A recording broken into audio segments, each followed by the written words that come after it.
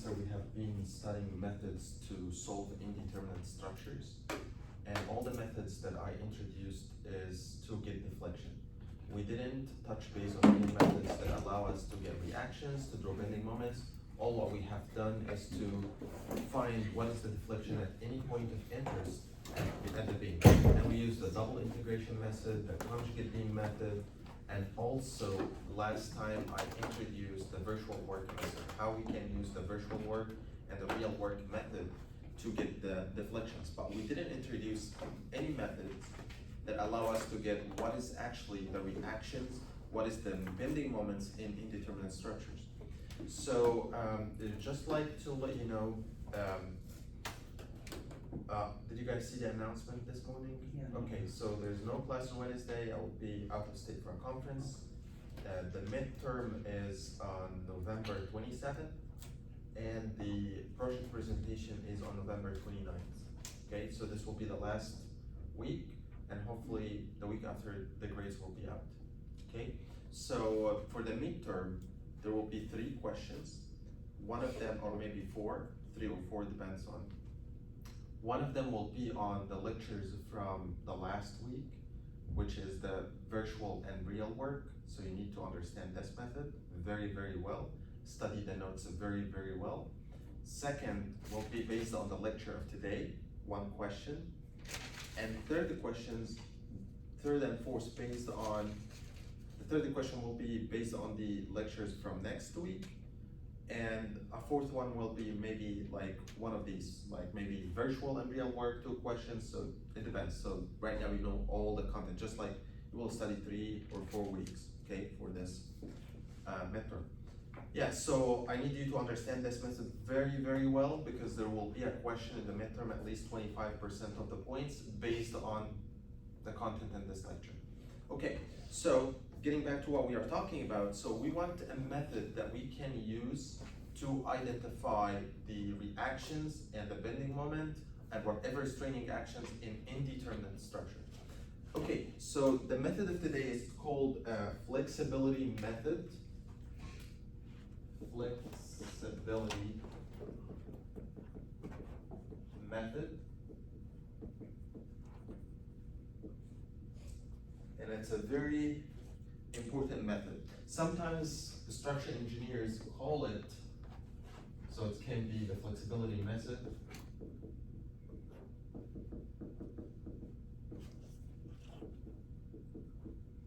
Has different names, like, so it's called force method, force method, method of superposition,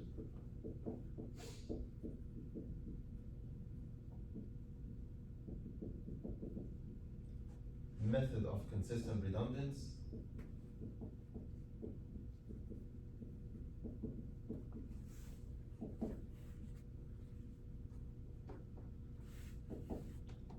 method of consistent deformation,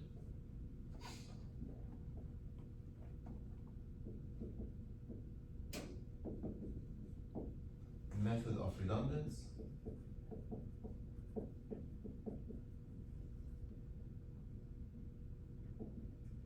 or compatibility method.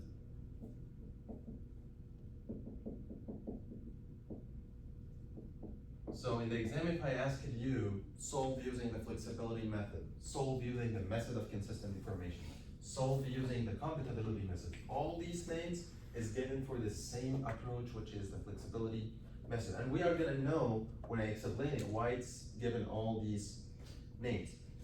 So mostly all the approaches out there that solve indeterminate structures is very, very important problem, because most of our structures are indeterminate. Like, forget about all the simple beams and all the frames that we have been solving. There is no determinate structure out of this world.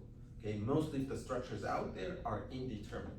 So we need a method that allows us to solve indeterminate structure. So all the methods out there, either the flexibility method, or either the stiffness method, or either the general method, the computerized methods, or finite element methods, all of them, they need to make sure of 2 things. Like, all for for indeterminate analysis of structures.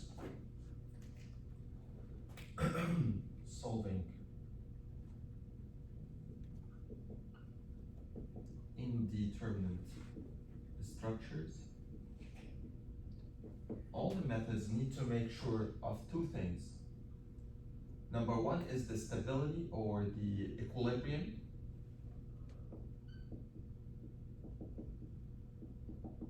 Like using any method, you need to make sure that your structure is equilibrium and their compatibility. And I'm gonna explain a little bit what compatibility means. So equilibrium is that when you solve your structures and after you're getting all the reactions, all the forces in x direction should be equal to 0. Some of the forces in all y directions, load and reaction, should be equal to 0. Some of the moments, all of your structure should be equal to 0, because if it's not equal to 0, that means your structure is not stable. It's a mechanism. So there's a rotation. So if the moment is not equal to 0, that means your structure is rotating. If x is not equal to 0, that means your structure is moving. So equilibrium is a very important piece in solving all the structures, including the indeterminate structure. The compatibility is that you have the deflected shape is consistent with the load. Like if you have a load in your beam and you have, for example, you have a hinge here, so the hinge here makes the deflection is equal to 0. If you got deflection at the hinge, that means that the support, there is no support here. So that's what we call compatibility, that the loads and the boundary conditions are consistent with the deformed shape. Okay, so there's the two things that we need to talk about. But the first thing that we need to do, the level of indeterminacy of our structures. Do you guys remember the first couple lectures? We talked about the redundance, and we talked about how we can get the excessive or the forces or the reactions that the structure doesn't need to be stable. So for example, I wrote two examples, like I wrote something like this.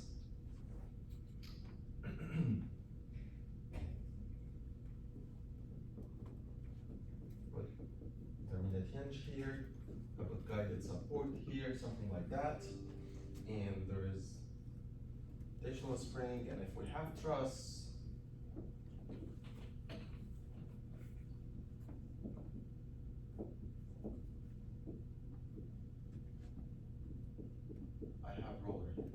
so these two structures are indeterminate. First thing that we need to do, solving any indeterminate structure, is that we need to find out what is the reactions that our structure doesn't need to be stable, which we call it the degree of static indeterminacy, or we call it redundance. And there is many ways that we can do that. So solving this one, you will have to go to the Versa principles, IS equal to 3m plus reactions minus 2 multiplied by the joints. So whatever the equations that we are gonna use, but actually for me, visually determining what reaction that this structure doesn't need to be stable, this fixation is enough to make this structure stable, because it has x direction forward, it has x reactions, y reactions, and moment. So if I remove all the other boundary conditions, this structure should be stable. Like I can't say that my structure, if it's like this, and I have a fixed support here, all this is stable, okay? How about we add this member? If I added this member like this and I forgot the rotational spring, this one is gonna be unstable, like it's gonna make like this. So I need this spring like here to make this part stable. So this is actually, we call it main system. The main system, which is a determinant system that we can solve using the static equation without going into methods for indeterminate structure, like using flexibility method. But we need other methods that allow us to get the redundant force. I remove this support, so I know there's two reactions here. There is reactions R1 and there is reaction R2 that I don't know. And I remove the guided support here. This guided support have a moment, like a fixation, and have X force. This is R3 and R4. So I have 4 redundant reactions that this structure doesn't need to be stable. And I want to find these 4 reactions. And that what this method is gonna tell us, what is the value of these reactions. So I need a main system that is determinant and stable, and I solve it, and then I use other methods to get the redundant forces, okay? Same thing for trusses. Looking at this truss visually, I can say that this truss, there's different ways actually to do this. Actually, for this one, we can, like, for example, let's find other ways that we can make this structure determinate and stable. You can make this one hinge, for example. If I made this one hinge, definitely I need a roller, right? So I can convert this to a roller. And I keep this something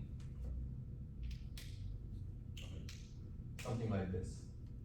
I mean, like, there's different ways to get redundance. So for this problem, the redundants are different from this problem. Why? Because I choose different main system that is stable and determined. But what are the new redundants? I still have R1 and R2.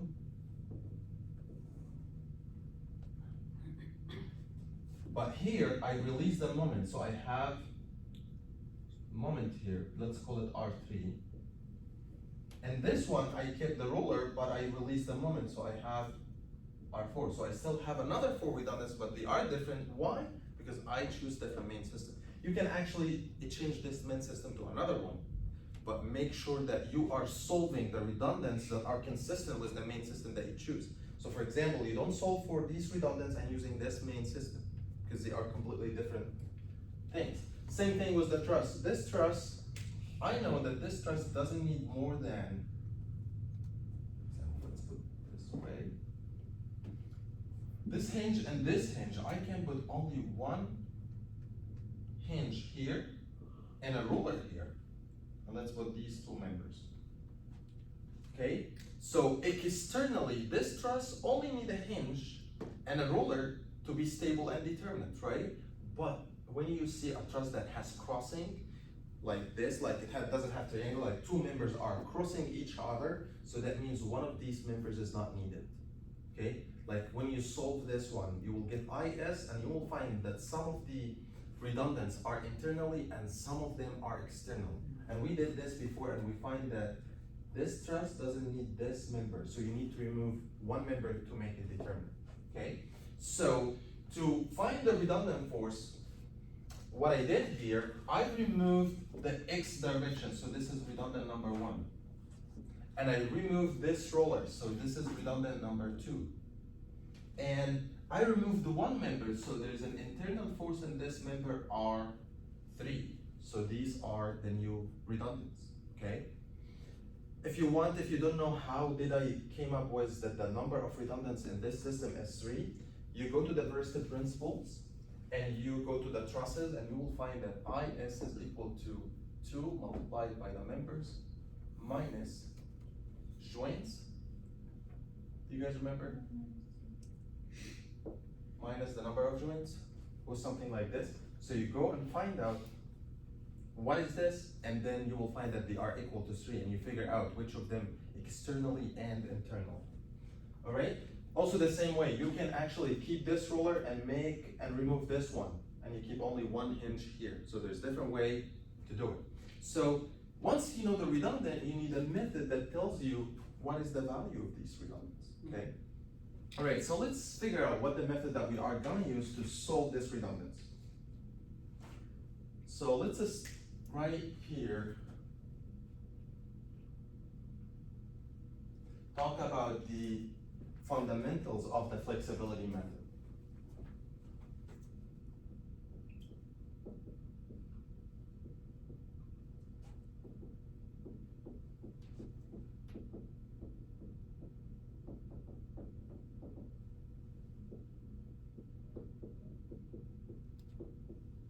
All right. Get here.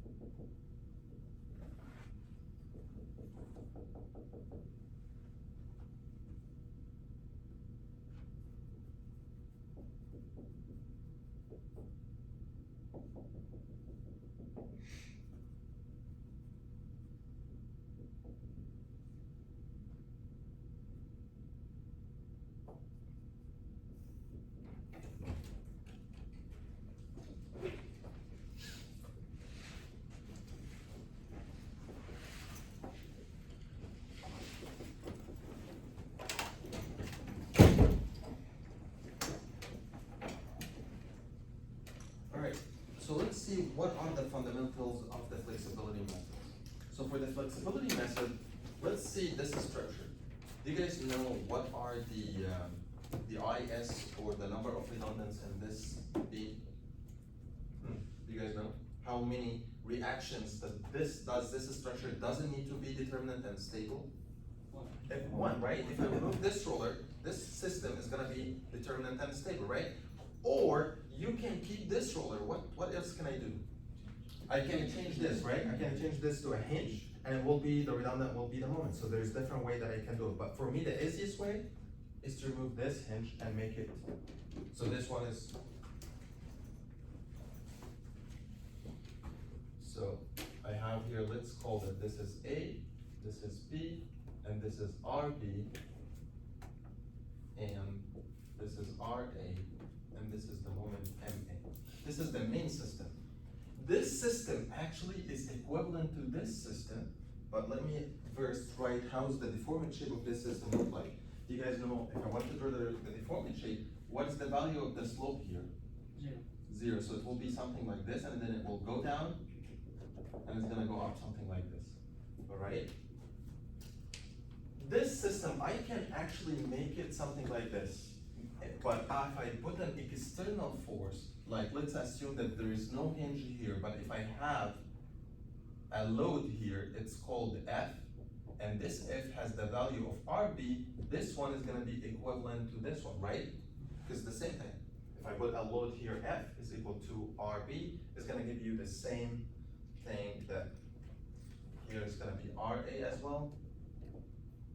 And you will have the same value of the moment A and the same deformant shape.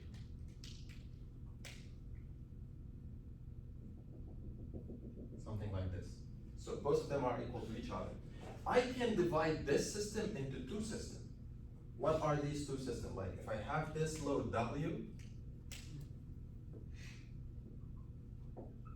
and I can make this system equal to this plus this, and I will put a force F here, and here is a W here. So if I plus these two systems, that's why we call this method the method of superposition. Okay, so you will have a W going down and F is going up. But looking at the deformation at both systems, how they will look like. If you solve this system, you will find that the deformation of this beam is something like this, right? Solving the deformation for this system, it's gonna be something like this, right? So we call this delta that comes from this system, which we call it the original system, delta 1, 0. And this system, we call it delta 1, 1, all right? So what we can say about the delta 1, 0, what is the relationship between delta 1, 0 and delta 1, 1?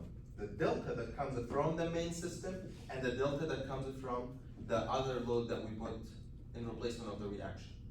Do you guys know? Can I put an equation? Like if I said delta 1, 0 plus delta 1, 1 should be equal to? Which should be equal to? The first one. The delta here, right? Delta at B. 0. What is the value of delta at B? 0. It's 0, right? So this is equal to 0. We call this compatibility. Like this, we call this equation compatibility equation. That's why this method is called, compatibility method. Okay, why it's compatibility? Because we made the boundary condition. We need the deflected shape consistent with the loads that we have, right? So we have this load is going down, this load is going up. So if we were able to solve these two systems and plus them together, we are gonna solve this system, okay? All right, so the thing is, we don't know what is the value of n. That's what we are looking for. If we got f, that means we got a reaction here. Once we get a reaction here, we can solve this system. So how to solve this? So basically, we are gonna make a simplified system out of this system. How? Rather than putting a force F, reaction F, I'm gonna put a load here. Q is equal to 1 kips, or 1 ton, or 1 kilogram, a unit load, okay? And if I got the deformation out of this load, and we call actually this like the Greek letter delta 1, 1. This is the capital delta, this is the small delta, okay? So delta 1, 1 that comes from the 1 kips.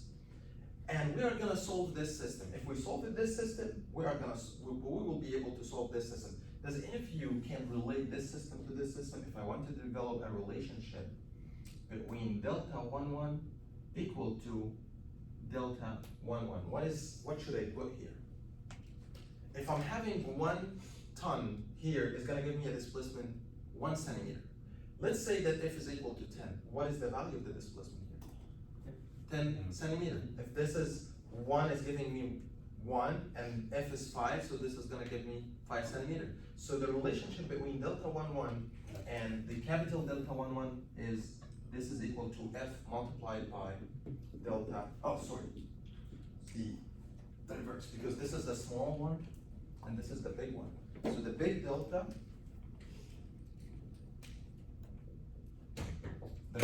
this one, is equal to F multiplied by the small delta that coming from the unit load. So I can rewrite this equation and say, we can write actually this big delta 1O is equal to the small one delta 1O plus F, or you can keep it the big one, F multiplied by delta 1, is equal to 0. And this is actually the real computability equation, okay? If I was able to solve this equation, I will be able to solve this system. Why? Because if you want to get the reaction F, you need to solve this equation, so you can get a reaction here. And if you want to draw the bending moment of this system, you can draw it as a combination of these two systems. Like, for example, the moment at any cross section of this beam, let's call it M final, but at a section here, is equal to the moment that comes from this system. We call it MO. This is the main system, or the original system, O system, and this is system number 1. So this is one, because this is due to the unit load. MO plus F multiplied by M1, this one, or this one directly, because this one is due to the unit load, this one is due to the F load. So this is the same like this, but you need to multiply this by F. So if you multiply this by F, it's gonna give you this system, all right? So the moment at any cross section is gonna be equal to the moment that come from the original system plus F multiplied by the one that comes from this system, all right? So this is another important equation. But the question is, how can I solve this one? How can I get delta 1O? How can I get delta 1, 1 to get F, and then I can get the moment? So this is a very, very important question. If you guys look at the lecture from last time, the concept of virtual work, we had a very, very important equation that I wrote many times. I said that the sum of the Q is the virtual load, multiplied by delta B is equal to the integration of MQ, MB over EI dx. Do you guys remember this one? Q is the loads that comes from the virtual system. What is the virtual system? If I'm asking you to get the deflection for any beam at midspan, so you put unit load at the midspan, right? So, and this unit load is always equal to 1, so this is equal to 1. Delta is the deflection that we are looking at. And MQ is the moment comes from the virtual system, MB the moment that comes from the original system, and then we integrate this using the geometry of integration, the table that I showed to you last time, okay? All right, this equation, we can use it here because we want to get this deflection, delta 1O, which is equal to the small delta 1O. How can I get this? I showed you last time how to solve the deflection for this one. Same problem, same thing for this cantilever beam. How can I get this one? How can I get the deflection here? What I told you, you have, this is your main system, right? And then I told you to draw a virtual system and you put a unit load. That's why I have a unit load here. So this is your main system and this is the virtual system unit load. And draw the bending moment of both of them and integrate them with each other to get this one. But let's rewrite this equation. We know that Q is always equal to 1, right? So you have 1. And if I want to get the delta here, this one, which the name right now is delta 1O, will be equal to the moment MQ, the moment that comes from this system, the unit load system, this one. And we accidentally, or not accidentally, this actually arranged that's why we are using this system rather than the system. I can tell you, okay, how about if I didn't draw this one and we just solve for the F? Because you told me last time, I can put unit load, I can put 10, I can put, but it's always easy to solve the unit load. That's why I divided this into unit load and then we multiplied by F. Okay, so I want to integrate this one with this one. So I have MQ, we are gonna name it M1 because always Q for my system is equal to 1. So I'm gonna name this as M1. And MB is the main system, which is this one. I'm gonna call it MO over EI dx. So this is the value of delta 1O.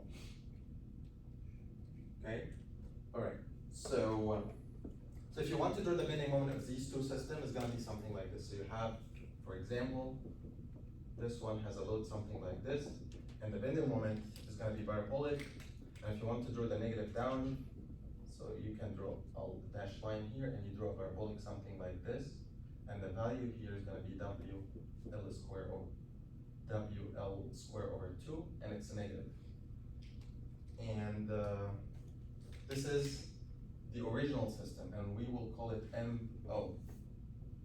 And the virtual system, since I want to find the deflection at this point, I put a unit load either down or up, so I put it up like this, and I put Q is equal to 1. And the bending moment is gonna be positive, something like this. 1 multiplied by the length L, so it's gonna be L, and this one is positive. And we solved this last time. Go to the lecture of last time. You will find that we solved this system using the method of using the method of virtual work. Okay? And you need to integrate this moment with this moment, so you will go to the geometry and solve this problem and integrate M1 with MO. So right now I want to let you know something about delta. So when I said delta 1O, okay, right now because we replaced delta B and I put delta 1O. So 1 means, the verse 1 means that I'm looking for the deflection at point 1. This is my point, I will call it 1. Deflection at point 1, number 1. O is the deflection at point 1 due to the original loads. So O due to the original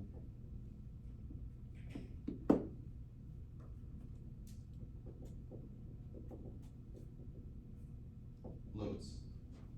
1 is coming like I'm calculating the deflection at point 1, and O is coming from I'm calculating the deflection at point 1 due to the original load.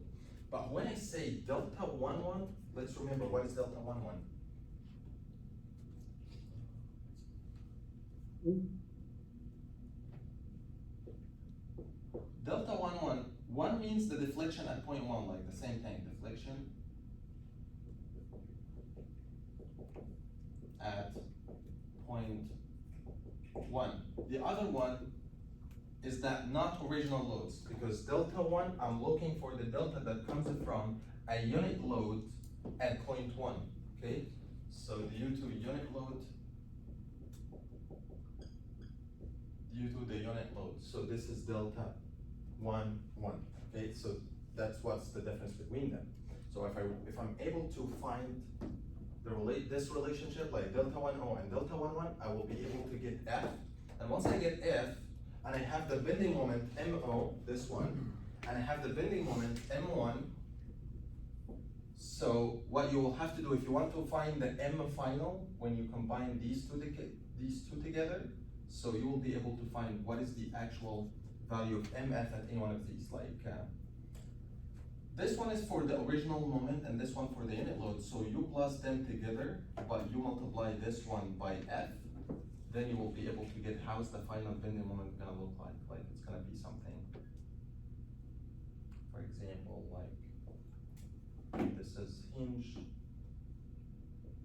and you have a load something like this. So the final bending moment is gonna be something like that.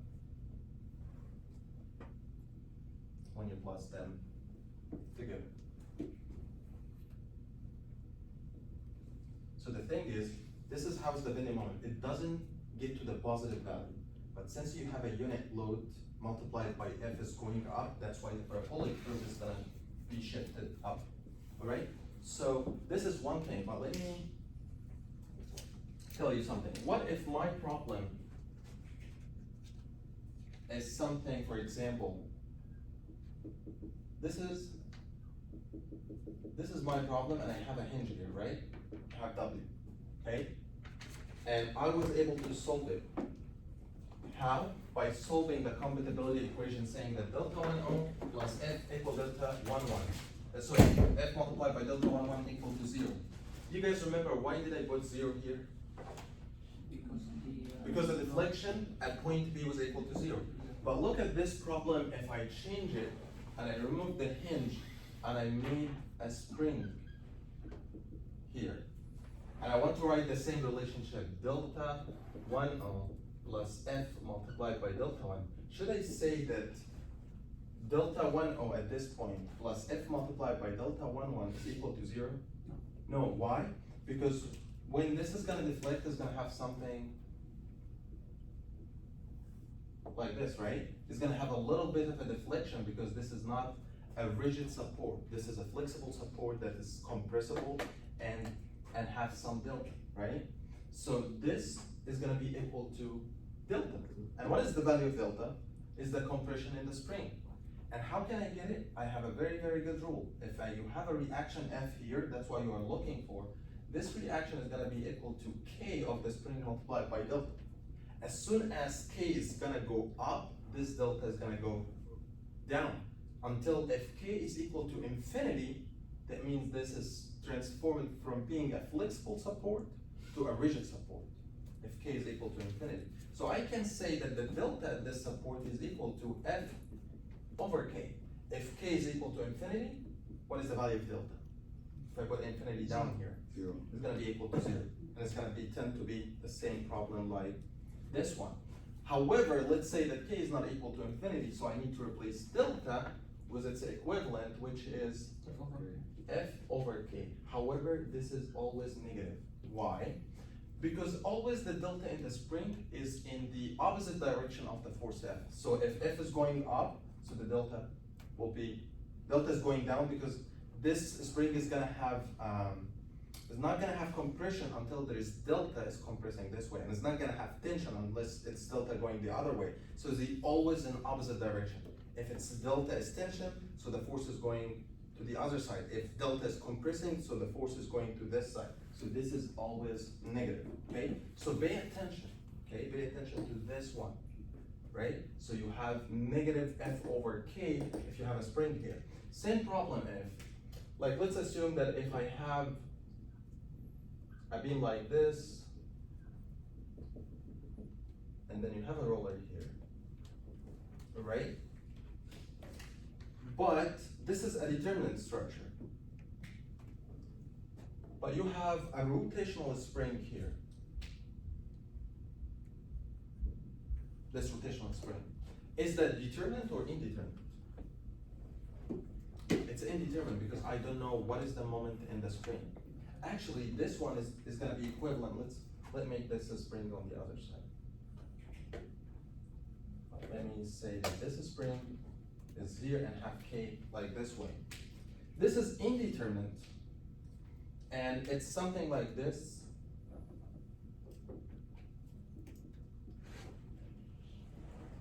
Do you know when this system is gonna be equivalent to this system? If K is equal to infinity. If this K, the rotational stiffness of this spring is tend to be infinity, that means it's not a flexible support anymore. It's becomes rigid, so that I can consider it as a fixation, okay? So I don't know what is the moment in this spring, okay? So this is also, it's called indeterminate. So I want to find what is the moment in this spring. So same thing is gonna apply here, but right now, rather than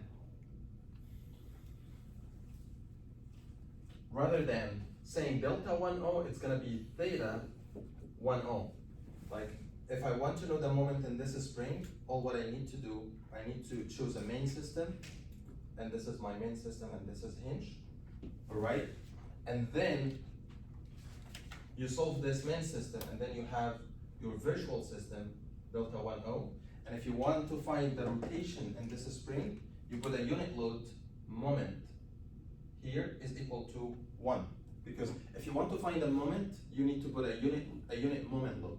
If you want to find deformation, you put a unit load force, okay? So a good moment is equal to 1, and then we are looking for theta, you get theta 1O plus the moment that we are looking for in this spring multiplied by theta 1 is gonna be equal to the rotation inside this spring, because here, like the same thing like what we said here, there's a delta here.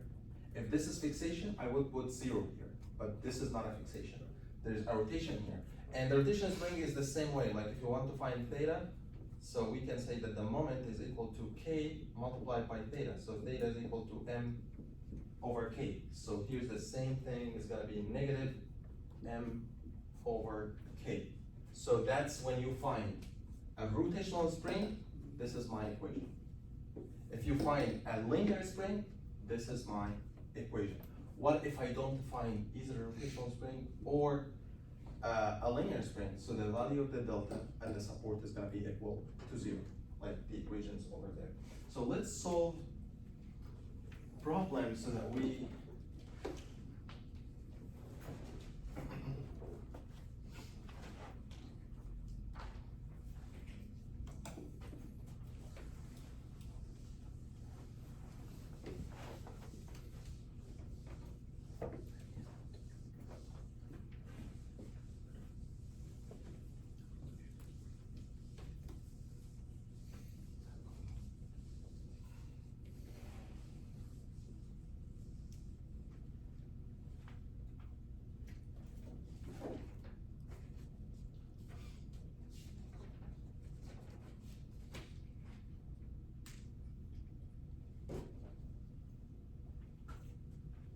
example.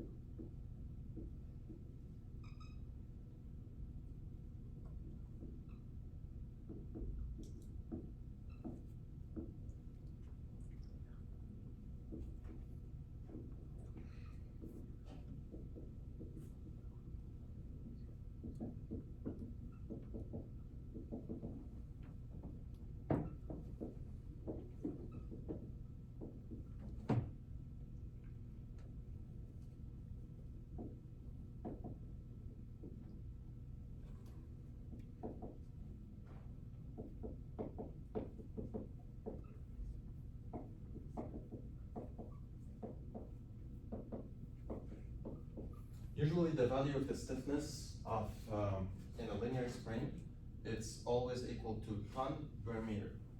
If it's a rotational stiffness like this, it is always equal to ton meter per radian, something like that, okay? So when you multiply this by theta, which is radian, so this radian is gonna be gone, and the value of the moment is gonna be ton meter, okay? All right, so I have a beam like this. Okay, it's a simple beam, but it's a little bit complicated. So I have a hinge here, and I have a roller here. But the thing is, this beam has different stiffness. Like, it has this has double the stiffness, 2 EI. And this one has EI, okay? And I give you the value of EI. So some part of this beam is stiff, and a little bit of this is not, let's say half a stiffness. So this is 2 meter, and this is 3 meter. Okay, so this is determinant, right? I can give you this problem as indeterminate, remove this hinge and put fixation. So what is the number of redundants in this problem? It's just one, right? Which is, what is this one? I can remove this roller and solve it, and I get a reaction in this roller, or I can convert this hinge, this fixation to hinge, right? And get the moment in the fixation, okay? So what if I give you the problem in a different way? And I put a rotational spring here. Is it gonna be any different if you have fixation? No, it's the same thing, but the moment here is a little bit different. So there is a moment like fixation, so I can remove this rotational spring and make the redundant is the moment in this spring. Like considering the same as a fixation. You remove the fixation, you put hinge. So like if I want to do the main system, it's gonna be something like this. I put hinge, and I remove the rotational spring, and I make sure that this is double stiffness. And the loads on this beam is,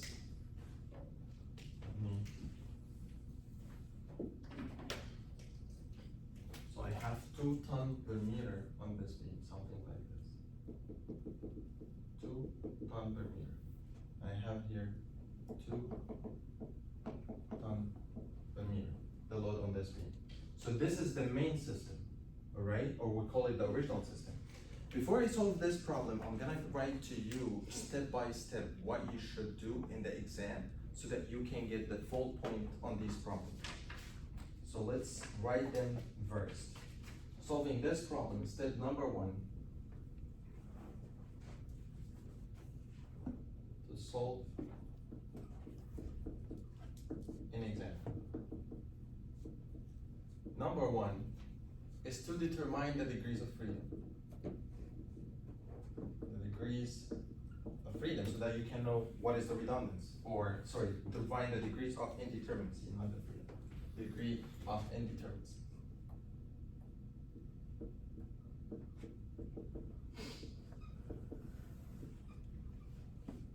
Like the same way that I did here. I said that this is my main system, and I know that there's only one redundant, which is the moment in this spring. And if it's fixed, it can be different ways. Okay, it can be, can remove this, but it's still only one redundant. Okay, so this is the first step. The second step is to choose a main system. A main system. Like the same way that I did here. I got this one, and I wrote this one, and I choose an easy one that you can solve. Don't make it hard for you. Okay, choose the easiest main system, because you are gonna draw a bending moment for this system. If you choose a very, very complicated system, maybe you will make some errors in this system, okay? All right, so I have, this is the main system. Number 3 is I draw bending moment diagram for the chosen main system. By the way, when you choose a main system, you need to make sure it's a stable and determinate. Because if you choose a main stable that is very, very easy, but at the end is unstable, it doesn't make sense. You're gonna lose all the points. And if it's not determinant, it's the same way. So you need to make sure it's a stable and determinant. Once you make sure it's a stable and determinant, you solve for reaction for this system, and you draw the bending moment diagram for the main system. And we call it original loads, with original loads. Like here, I put the main system, and I put the original load 2 ton meter as is, okay? So I drew the bending moment for the original load, and we call this system MO. Once you draw the bending moment, I'm gonna draw it down there. So it's gonna be MO. So it's gonna be something like this.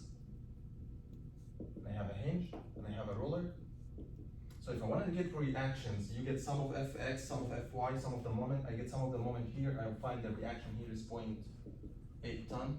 And then I find the reaction here from sum Fy is gonna be 3.2 ton. When you find sum of Fy, 3.2 plus 0.8 is gonna be equal to 4. 2 by 2 is gonna be equal to 4. So it's a stable. And if you want to draw the bending moment, it's gonna be positive. So you want to calculate the bending moment here at this section. So 0.8 multiplied by 3 is gonna give you 2.4, and it's positive, something like this, 2.4 ton meter.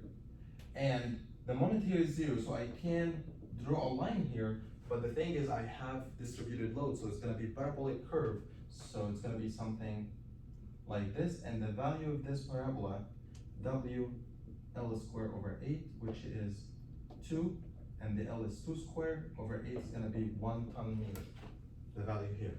And this is a positive bending moment, and we call this MO, right?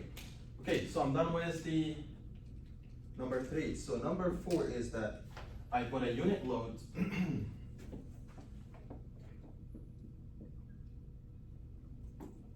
put unit load at the removed redundant.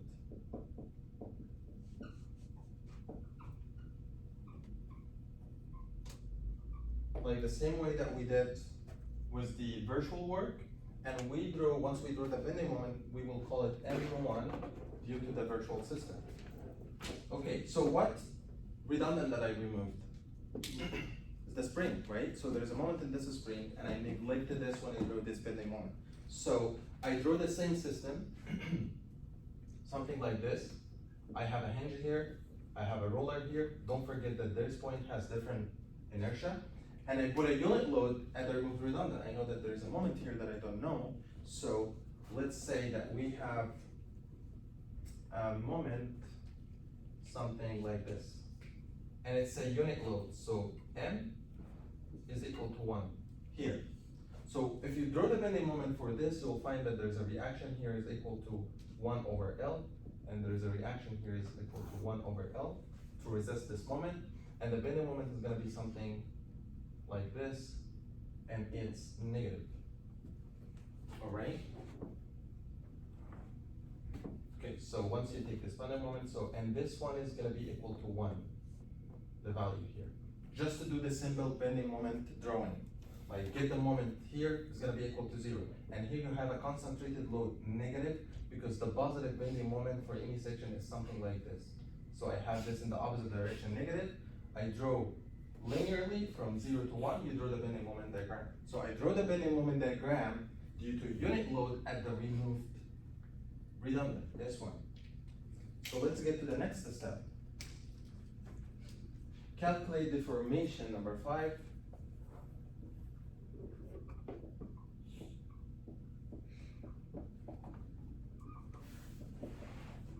Delta 1O and delta 1-1. This is step number 5. Why should I do that? Because finally we need to solve this equation. Delta 1O plus the moment that we are looking for the force, F delta 1-1 equal to 0 if there is no rotational spring. But since we have a rotational spring, we're going to use this rule, which is negative F over K. This is if I have linear spring. But if I have rotational spring, so rather than having delta 1O, we are solving for theta, because we're looking for the rotation here, theta 1O, M delta theta 1-1 equal to negative M over K. So I'm gonna use this equation. So for this general rule, it's gonna be delta 1O or theta 1O if we are looking for a moment, and theta 1-1. Alright, so let's find theta 1O. How can I get theta 1O? Look at this rule. I have delta 1O is equal to the integration of M1 MO over EI. It is the same thing. I'm gonna replace delta 1O with theta 1O, and then I'm gonna put here the integration from 0 to L MO M1 DL over EI or DX, whatever. Same thing. Right here I have MO M1. So this is M1 and this is MO, and I need to integrate them together. But there's a special thing about this integration is that I have different stiffness. So I have to divide, because I have EI here, so I have to divide my system here where I have different stiffness at this part, and I need to find the value of the moment here. Can you guys tell me what is the value of the moment here if I know that this is 1 is equal to 1? What's that? The whole length is 5. And this one is going to be, if I have 1 here, this one is going to be 3 over 5. The moment here is 1 over 5, 2 over 5, 3 over 5, 4 over 5, 5 over 5. Why did I do this? Because this part has one EI and this part has 2 EI. So I need to divide this into 2 segments, and I integrate this triangle with this triangle. But it will tell me in the shapes that you give us last time, we don't have a triangle on the top of parabolic curve. So this triangle, like this part, is 2 parts. A triangle like this, and a parabola like that. So you can divide it into 2 parts. This one is 2.4 ton meter, and this one is 1 ton meter, okay? So if I integrate this trapezoid with this triangle, plus integration of this trapezoid with this parabola, is gonna give you the same thing, because this is a parabola on the top of a triangle. Okay, so this integration has 3 pieces. I need to integrate this triangle with this triangle. This is the first piece. Then I need to integrate this trapezoid with this triangle. Then I need to integrate this trapezoid with this parabola, because I have triangle, triangle, and then parabolic curve. All right, so it's 3 pieces. So let's do it.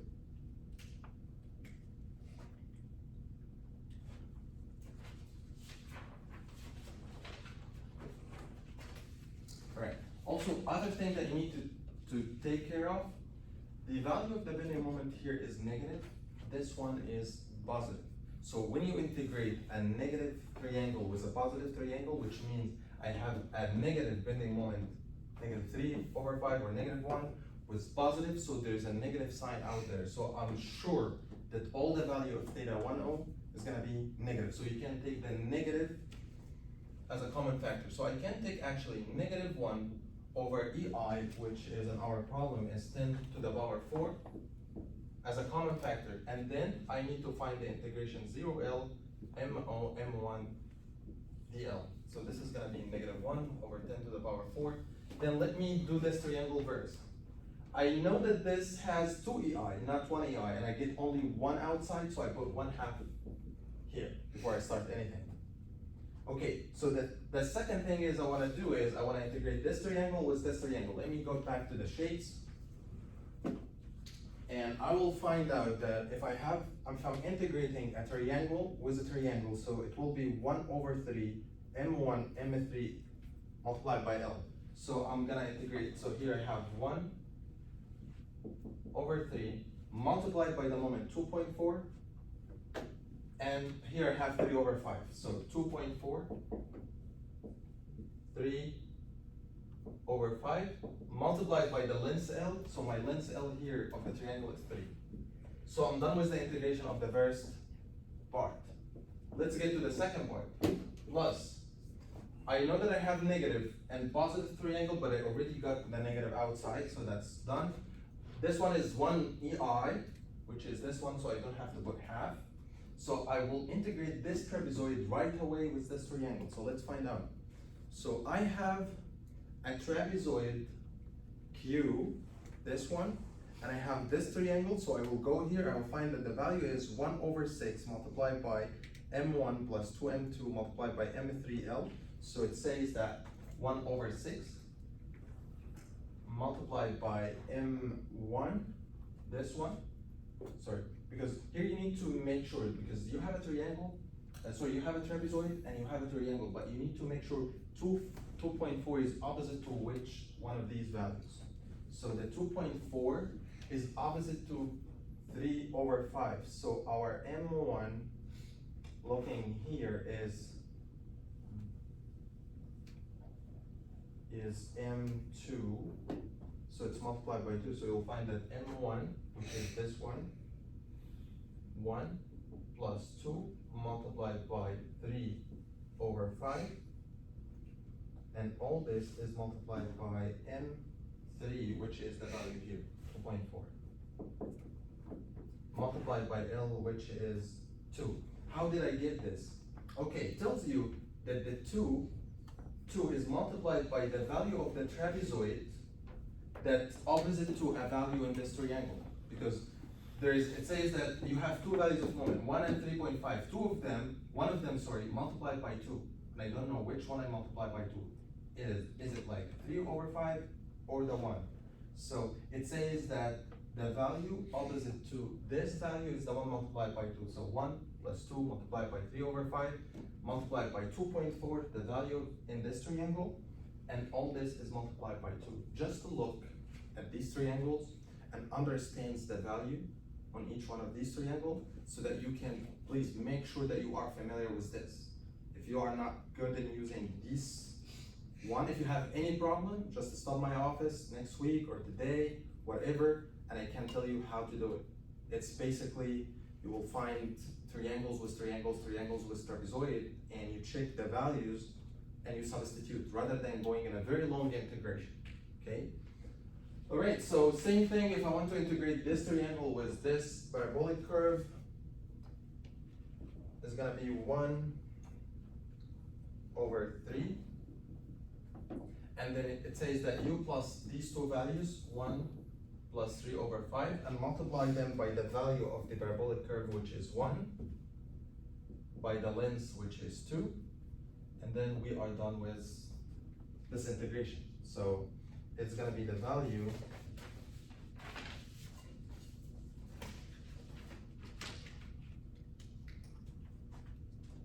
-3.54/10⁴.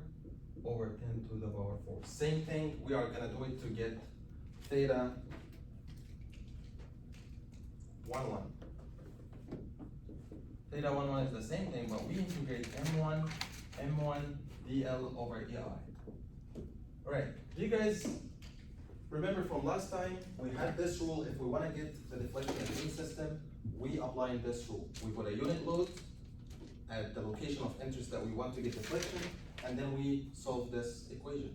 But what if you want to get the deflection of the unit load system, not the actual load system? So let's assume that this is our original system, and you want to get a deflection here. You will draw another diagram and you put a unit load at the same location. So you will end up with integrating two unit loads together. M1 with M1, that's what is happening here. Like if you want to get theta 11, so you integrate M1 with M1. So all what we are gonna do is, we are gonna integrate this with itself. Okay, we integrate this M1 with itself so that we can get theta 1. So this is how we can get it. All right, okay. So right now I need to find the delta in the virtual system that has unit load. Okay, so right now my virtual system is an original system. And if you want to get delta here, you need to draw another one and you put a unit load at the same location. And you will end up with integrating unit load with a unit load, so you will end up with theta 11 is the integration of m1 dl/ei. So if we want to do it, we integrate this with itself. Like we integrate this triangle with the same triangle. How? You will go back here to the tables, and you'll find two triangles like these two, and you find what is the value if you want to integrate them together. It says that if you are going to integrate this triangle with itself, it's going to be 1/3 m1, which is 3/5, multiplied by m3, which is 3/5, multiplied by the length L, which is 3. So if I want to do it, I can do the same thing, and always, if you are integrating m1 with m1, it's always positive. Why? Because this one is negative, and when you integrate it negative by negative, it's going to be positive. So if you are integrating any diagram with itself, it is always positive, not like this one negative, okay? So I'm integrating negative with negative, so I can get rid of the negative, and just to take outside 1/10⁴. And when I do the first part, I know it's a 2ei, so I put 1/2. And then I do the triangles. The triangles is 1/3 3/5 multiplied by 3/5 multiplied by the length 3. And I got done with the first triangle. So I put 1/2 because I have double stiffness, 1/2 EI, and I have only 1 EI outside. Let's do this trapezoid. So we need to integrate this trapezoid with itself. You will find that there's the biggest rule here. If you have a trapezoid and you are integrating with a trapezoid, it's a very long equation. You substitute in this equation, basically tells you that you are gonna do this.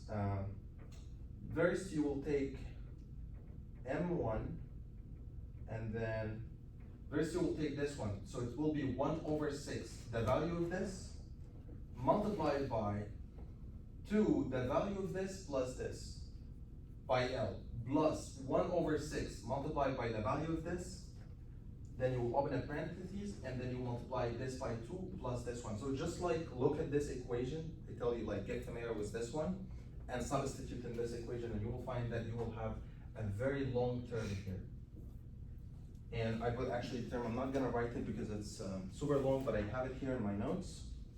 And once you are done with this part, you will find out that the value of this one, 1.487 over 10 to the power 4, and you are done with theta 11, okay? So right now I got theta 10, and I got theta 11, and right now I'm ready to substitute in this equation. Let me clean this board.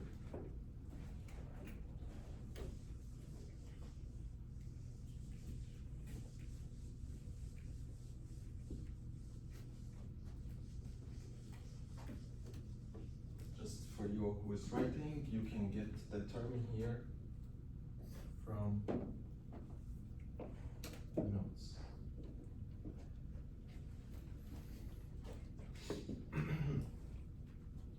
Okay, so right now I'm ready to solve this equation. Theta 10 plus m, theta 11 is equal to negative m over k. I got theta 10 is negative 3.54 over 10 to the power 4 plus m multiplied by theta 11, which is 1.487 over 10 to the power 4 is equal to negative m over k, which is given here 210.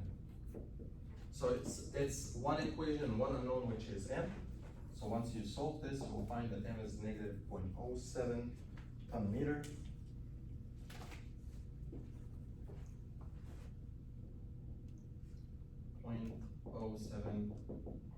Ton meter. So I got m, the moment, so but I'm asking for here, calculate the amount of rotation at point A. If you know the moment at point A that does have a rotational spring, if you want to get theta, so theta is gonna be m over k. Because we know that m is equal to k theta, so theta is gonna be m over k, and I have m is 0.05, and I have k is 210.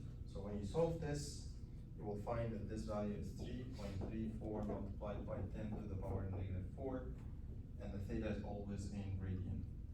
Okay, so right now I got theta, and I got the value of the moment here, but I'm not asking about the value of the moment here only. I'm asking about draw the bending moment. So you need to find the moment here, the moment here, and the moment here. So let's, for example, get the moment here. Okay, so the moment here is a superposition of the moment that comes from MO and the moment that comes from M1. How? So let's say the moment at section X is equal to MO. MO here is 2.4 ton meter and it's positive value. Plus the moment that comes here, the moment here. This moment is negative, by the way. Why? Because it is in this direction, but we have already the negative here, so we can keep it like the way it is, 0.05. So it will be M, so actually the equation is M final is equal to MO plus M multiplied by M1. MO is the moment that comes from the original load, M1 is the moment that comes from the virtual load multiplied by the M, the value of the redundant. So it's 0.07 multiplied by M1, the value of the moment here, which is negative 3/5. So I have here negative 3/5.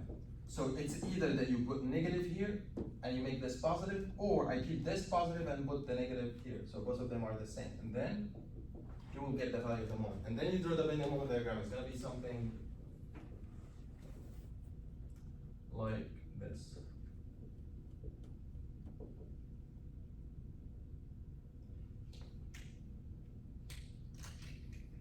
All right. So it is gonna be, you have a negative moment here, like let's say negative 0.07, and then I have a load here. I don't know, I didn't calculate. Do you guys have a calculator to calculate this value? But it's gonna be something like this. And the value here definitely is less than 2.4 ton meter. So it is actually something like this, but this moment is not zero. It goes down a little bit because of the rotational spring. If this is fixation, like if this rotational spring has a stiffness is infinity, this moment is gonna get bigger, something like here. As soon as the stiffness of this spring gets bigger, this moment gets much more until it reaches to a maximum value, and this moment and this one will be going down, and then you will have a parabolic curve, something like this. All right, so the summary of what we are doing here for any problem, like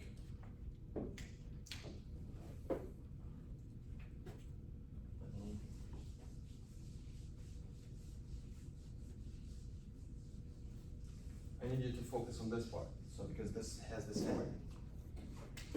Let's assume that I'm giving you an exam, a problem of 30 points. And for example, this is my problem.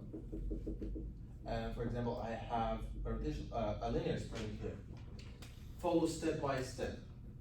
Determine the degrees of freedom, or sorry, the degrees of indeterminacy. So I know that this spring is not needed and it's redundant force. So you need to get F so that you can solve this system. All right? But what if some of you, okay, I know that this system is indeterminate and there is a redundant. What if I didn't remove the spring? Like you told me to choose a main system, but I'm not limited by options that I need to make this fixed. What if I kept the spring here and I made this hinge? You're right. This is stable and determinate, but can you solve it? Can you solve this with this spring? No, it's very difficult. So you choose system that you can solve it, okay? So definitely I would remove the spring, because same thing can happen here. Some of you, okay, I know that I can remove this roller and solve this system. It's gonna be difficult, okay? So I choose a system that I can solve it, and the best system that I can solve it here is to make this fix it, and I make this F is the unknown that I'm looking for. So you determine the degrees of freedom, and then you choose a main system, determinate and stable, and you can solve it, which is this one. The second one is to draw the bending moment diagram for the main system that you choose, because when we agree to choose a main system that you can solve it, that means that you can get reactions and bending moments. So when you get a bending moment, it's gonna be something like this. Second thing is to put a unit load at the remove the redundance. Okay, so you remove the force in the spring, so you clear all the loads on the main system, and you put a unit load and remove the redundant, which this is spring, and this is equal to 1, and then you get the bending moment for this system. Well, okay, this is positive.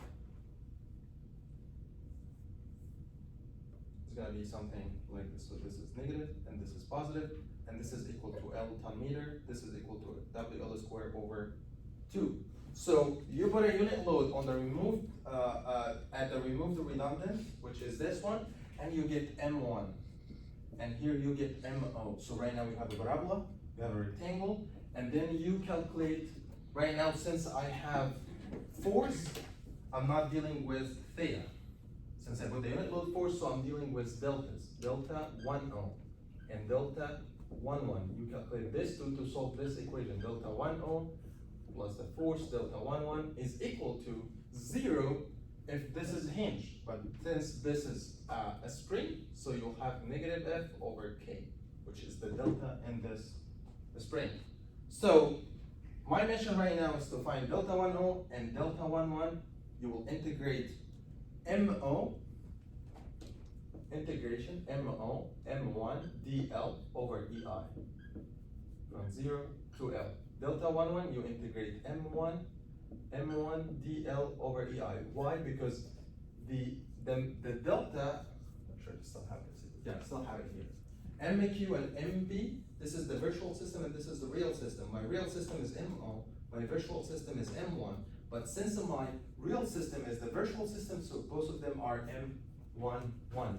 So when you find 1, here, so you put M1, M1. If you find 1O, so MO, M1. You integrate this moment with this moment and divide it by EI, you will get this value. How? From the table that we have here. You integrate this moment with itself, you get this value. You integrate this triangle with the same triangle. If you are confused, you can draw the same thing here. You put the same triangle and you put the same L and it's positive. You integrate this triangle with this triangle and is M1. M1 with M1 and M1 with MO. If you cannot imagine how two triangles are looking with each other. Once you have these two values, you substitute in this equation, you get M10 and then, sorry, you substitute with delta 1O, you have it, delta 11, you have it, you have the K. The only variables that you don't know is the force F. Then you solve one equation and you get F. What is F? Is the force in the spring. Okay, you got F, then you will have to draw the bending moment diagram. So the bending moment diagram is the plus these two together. MO plus F multiplied by M1. This one plus this one. So M final at any section is equal to MO plus F multiplied by M1. For example, you want to get the moment at this section, so you find the moment here, and you find the moment here. Let's assume that this moment, for example, is 2, and let's make it 3, and this moment here is 1. So 3 plus F multiplied by 1 is gonna give you the moment here. Same thing here, the moment here plus F multiplied by the moment here is gonna get you the M final. So you get the moment at the points that allows you to draw the bending moment diagram. For this bending moment diagram, I only need this point and this point, these 2 points. If you know them, you can draw the bending moment diagram. For my case here, it's gonna be something like this. Like I have the moment here is equal to 0, and I have the moment here is something like this, and you are gonna have a parabolic curve something like that. But you need to find what is the value of the moment here, and this one always in the middle, WL squared over 8. All right? But you need to find what is the value of the moment here. You have WL squared over 2, and you have L, you plus them together and multiply by F, you get the bending moment, and then you will solve your system.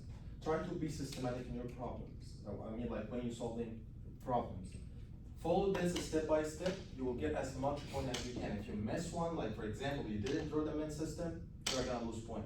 Because I don't know what is the main system that you choose, what the redundancy that you have. If you didn't draw the bending moment diagram and I didn't see it, you're gonna lose some points, okay? Because mostly you might not get the final answer correct. So I want to give you points for the steps that you have done.